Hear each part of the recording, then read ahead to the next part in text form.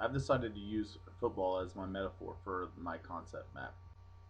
As with any product that has grown beyond what our imagination can hold, we take a look back at what its formation or foundation was. Here I have connected three thinkers that lay the foundation of what is psychology and how they connect with football.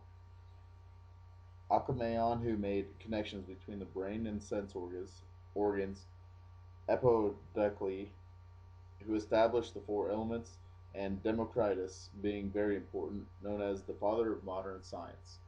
Three early games that connect with the three early thinkers that would jumpstart Americans football are the Princeton Balloon game, Harvard's Bloody Mary games, and Dartmouth's Old Division football, which implemented the first set of rules.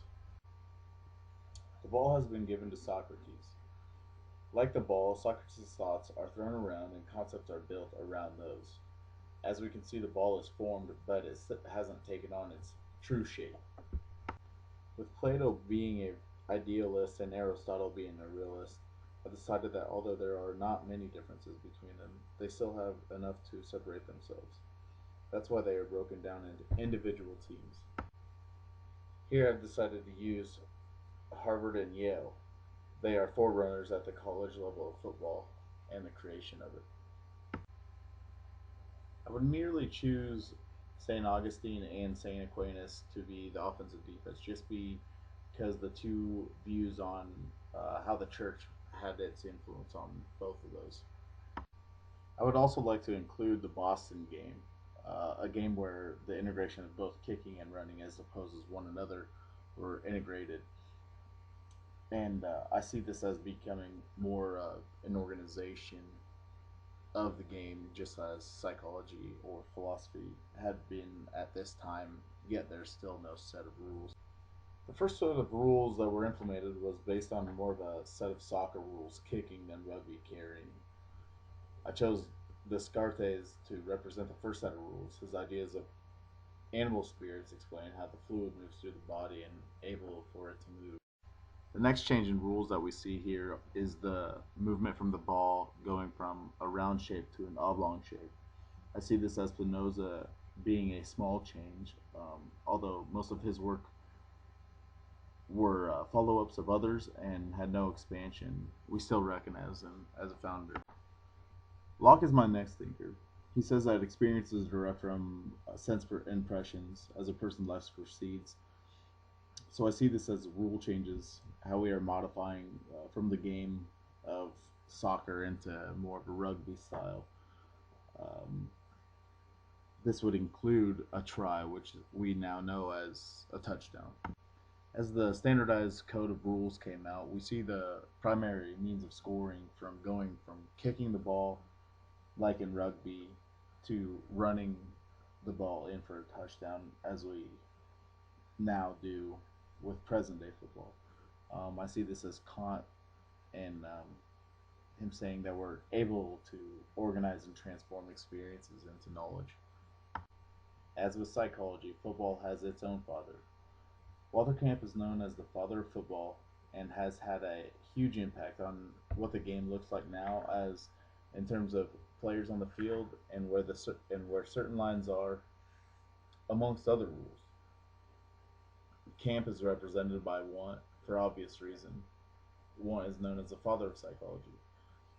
If he hadn't focused so much training on graduate students on the methods and theories of psychology, it may have not made the leaps and bounds as it did. As we see here is the implementation of the rule of the down and distance, and I thought that Weber could relate to this with his just notable difference. Helmholtz is known for his measurement of speed of the nerve transmission. I see this as minimizing the players from 15 to 11 with speed that helps speed the game up a little bit.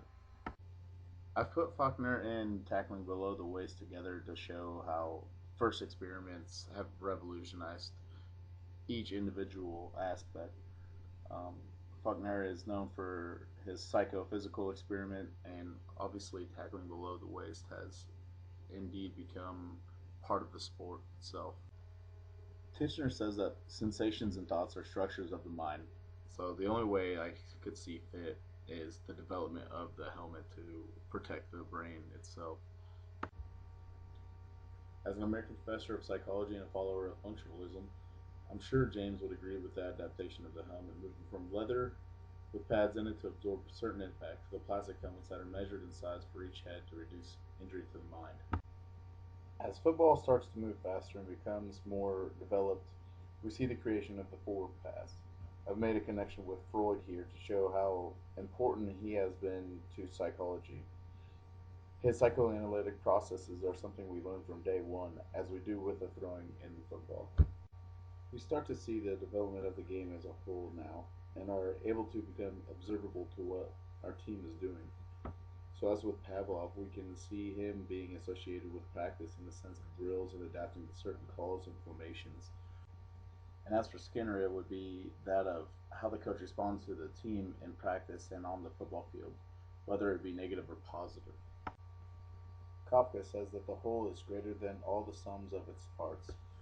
I would say that we could look at the game itself as an organization and see that all the pieces fit just right to make the game of football. As present day psychology shows us how many different thoughts, concepts, and theories are actually out there, we can see this in the breakdown of what college football looks like as well. There are so many disciplines in the world of psychology now that it's hard to cover them all. But as we did cover the basic topics in class, I can relate them to what the basic setup is of the NCAA divisions. You have the powerhouses like the SEC, Big Ten, and ACC, and then trickles down into lower conferences, and from there, lower divisions of the NCAA.